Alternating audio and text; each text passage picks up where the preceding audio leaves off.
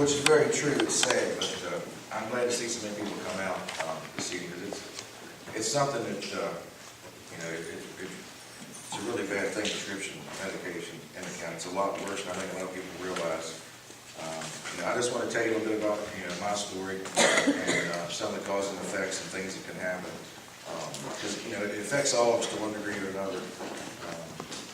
Maybe some of you all struggle with yourself, maybe you know someone in your family. If you don't, let me take a minute to reintroduce myself. I'm TC Alkire and I'm an addict. And it's taken me about 4 or 5 years and a lot of counseling just to be able to say that and have the courage to say it.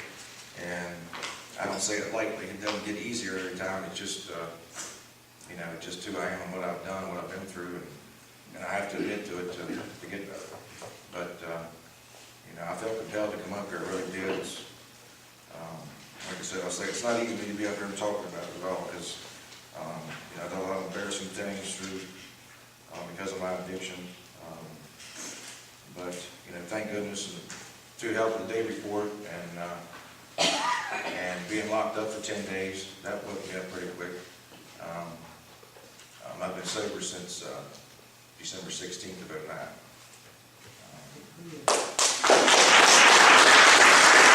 My choice, like I said, was prescription medication. I was introduced to it a little bit differently than some people, but it really doesn't matter. Results all usually end up the same. Percocet, Lorcet, hydrocodone, OxyContin, Roxicet, whatever you get a hold of, And like I said, I'm very fortunate that, that I was really pissed off, pardon my language, but it's the truth, when I got arrested and stuff. But, after I had the time to sit in there and think about it, if it wouldn't have happened, I think I'd be dead. I don't think I'd be here today. I really don't. Because I don't think I'd ever stop. I really don't. I know it wouldn't happen. But I've set a lot of goals in my life, and I've attained most of them. I went to college after high school.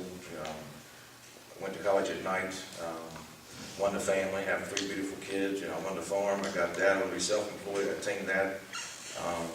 It was never my choice to be a drug addict. That wasn't one of my goals.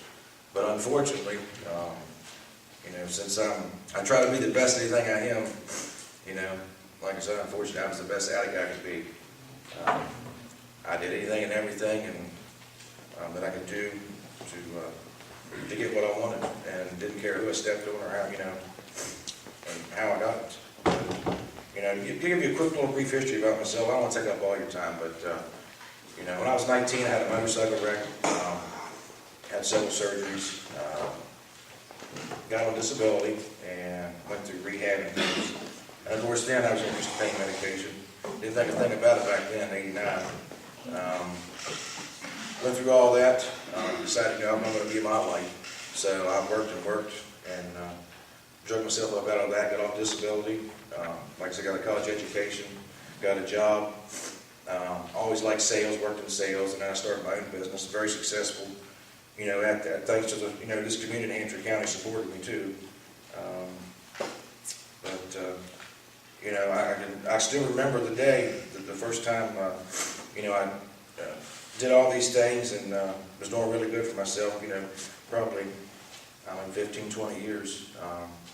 And because of my leg, I started having issues with pain and things, and I went to the doctor, and the first thing he done was gave me pain medication. And, I didn't think a thing about it, because it wasn't like it was now. Maybe it was, maybe I wasn't aware of it, I don't know. But, he gave it to me, I took it, like it was prescribed to me, and, I went back to the doctor and said, this can't work, I gotta do something else. He, I had, started having knee surgeries. Long story short, I had 22 surgeries in 3 years on my leg, and I ended up just having it taken off. And, I had no problem with it at all. I'm glad it happened. But through that course, I've got documentation, and it's saying I was legally prescribed 600 to 800 pills a month, And I was a real good talker, a real good BSer.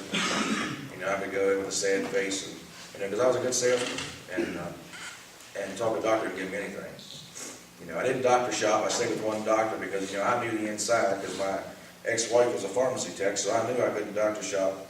You know, I knew prescriptions, you couldn't get one at one place and another. So I was pretty smart about all that. But, you know, like I said, when I set out to do it, I did it right. But, you know, the results of that, you know, is I lost everything. You know, everything. You know, it started with my money. I had a nest egg set up for my kids. Went through it. Ended up losing I had 15 employees. All those guys lost their jobs. I sold one thing and another and another and another, and I ended up losing my home, was homeless. You know, it's terrible. It really is. Ended up losing the most important thing, my family and my children. And through a lot of counseling and a lot of hard work and dedication, a lot of friends and things, you know, I just got to see my kids 2 Sundays ago, and I'm starting to see them every Sunday now. It's taken me a long time to get there. You know, to most people, you walk in the door every day and your kids are there, and you don't, you know, but don't take it for granted because, you know, I did, and you know, I didn't feel like anything I was doing really hurt my kids, and this addiction is just crazy because it'll make. I mean, I was raised right. I had good morals. I was a good standing citizen in the community. A lot of people here know me. You know, you like me, you don't. But, you know, I tried to be supportive of different groups and things. I was a Sunday school teacher. I mean, you know, it got a hold of me and it wouldn't let go. And I've never been a big drinker. I've never been in any other drugs. You know, when I was in high school, you know, I experimented with a few things, but never like this. It's crazy because there's nothing I wouldn't do to get a pill. Nothing. I would do anything to get prescription drugs. And, you know, it was a downward, like I said, it was a downward spiral. I couldn't quit. You know, it started with little things. I'd say, you know, I knew better to lie or cheat or, you know, it's cheat, but, you know, you gradually let your morals go out the door. So, it's just a bad situation, but it changed the whole value system and everything we do. But one thing I wanted to get to real quick, and I'll get off here, I keep a list of people that's affected, money-wise or whatever, and I've got a list of 36 people that I've tried to make amends to. Real quick, that's about the average, I'd say. If you take 36 people that I've affected negatively, and that's just me. You multiply it by 10 addicts, that's 360 people. You multiply that by 100 addicts, you know, that's 3,600 people. You can see the effects it has. But anyway, I'll wrap up here real quick. I'm taking up too much time, but I hope I've kind of helped you understand what it's like and you know, how bad it is and the grip it has on people. But and I hope we can all get together and try to take steps to prevent things like this from happening again. Thank you.